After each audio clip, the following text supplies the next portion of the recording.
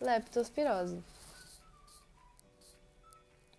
Uma doença bacteriana causada a partir da urina de animais infectados, considerada uma antropozoonose de âmbito mundial, com maior ocorrência em regiões de clima tropical e subtropical. Seu agente etiológico é uma bactéria licoidal espiroqueta, do gênero Leptospira spp, longa, fina e ativamente imóvel. As leptospiras são conhecidas como patogênicas. Albergam-se nos túbulos renais de seus hospedeiros e possuem potencial para provocar a doença em animais e no homem. As saprófitas vivem no meio ambiente geralmente consideradas não causadoras da doença. Outras classificações científicas da leptospira podem ser observadas, e vale ressaltar que a leptospira é uma bactéria aeróbica obrigatória e gram-negativa. Sua forma patogênica se apresenta de diversas formas segmentadas. Praticamente, se caracteriza como uma infecção humana resultante da exposição direta ou indireta à urina de animais infectados, por meio do contato com água, solo ou alimentos contaminados. A leptospirose é uma zoonose no qual os animais são hospedeiros primários e os seres humanos são hospedeiros acidentais terminais pouco eficientes na perpetuação da mesma. Tal expressão afeta animais de companhia, cães, gatos e animais de produção. Atuando como principais reservatórios de leptospira, temos os ratos, os quais apresentam um estado de portadores assintomáticos crônicos, eliminando a leptospira pela urina por meses ou anos sem adoecer. Sua taxa de incidência tem, por registro em humanos, ser rara em homens e muito rara em mulheres. Caracterizando as espiroquetas, sua motilidade tão característica é fator fundamental para a rápida imersão nos tecidos do hospedeiro. As leptospiras não patogênicas ou avirulentas são eliminadas pelas barreiras inatas de defesas, ao passo que as cepas patogênicas e virulentas sobrevivem e multiplicam-se nas infecções. O período de incubação é de 5 a 14 dias, quando o número de leptospira no sangue e no tecido atinge o nível crítico.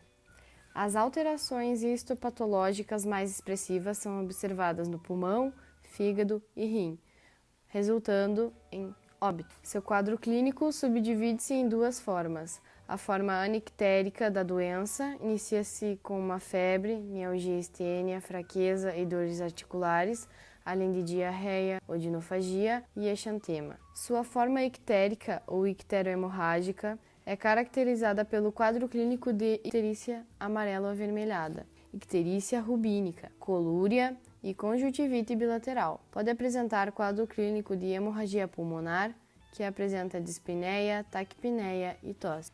Na ocorrência do tratamento, é importante salientar que a vacina não confere imunidade permanente e não está disponível para seres humanos no Brasil. Em animais, ocorre a vacinação, que é disponível no Brasil, evita a doença, mas não impede a infecção nem a transmissão da leptospirose para seres humanos. Em humanos, o tratamento se dá por meio de hidratação.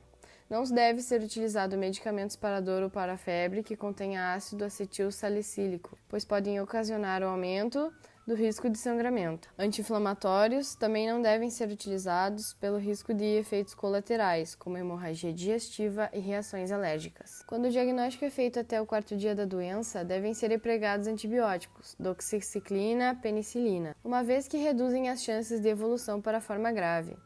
As pessoas com leptospirose sem icterícia podem ser tratadas no domicílio. As que desenvolvem meningite ou icterícia devem ser internadas.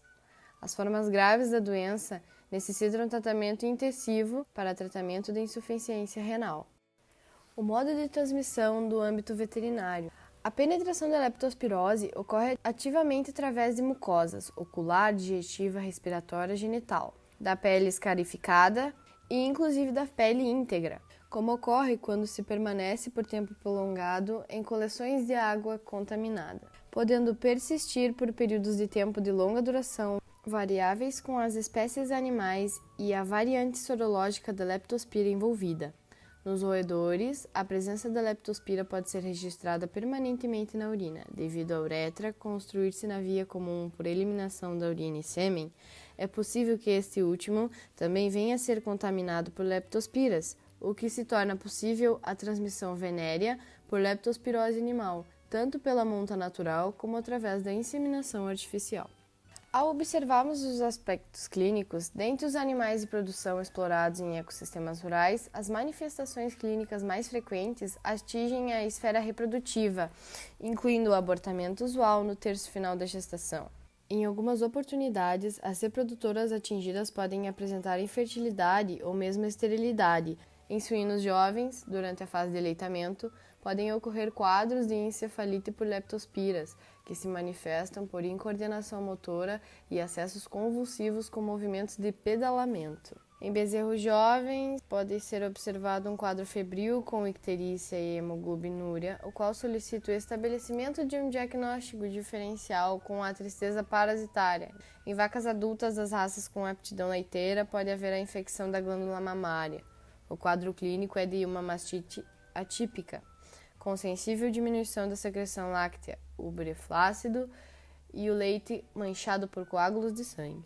Nos equinos, as manifestações clínicas mais frequentes associadas à leptospirose são o comportamento do globo ocular com o aparecimento de uma conjuntivite recidivante, que pode evoluir para a cegueira. Caso o portador não seja tratado de forma adequada, a infertilidade pode ser um fator consequente da infecção, bem como o abortamento. Dentre os animais de companhia mantidos nas áreas urbanas junto ao domicílio humano, a leptospirose pode acometer o cão doméstico, provocando quadros febris com sinais variáveis de hemorragias, icterícia e ureia com alto grau de letalidade, ambos decorrentes da insuficiência hepática e renal. Através dos animais portadores, ocorre a persistência dos focos de leptospirose, devido à longa duração desta condição, meses ou anos, e a ampla facilidade de deslocamento que pode ser oferecida a esses animais, uma vez que os mesmos não revelam nenhum sinal de infecção.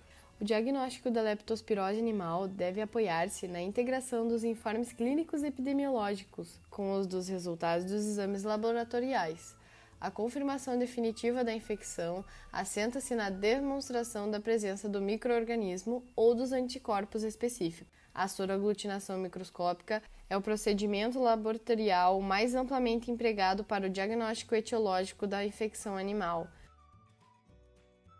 Ao término desse vídeo, esperamos ter agregado conhecimento aos nossos colegas perante o assunto da leptospira. Agradecemos a atenção e vos deixo nas patas do nosso apoiador. Muito obrigada!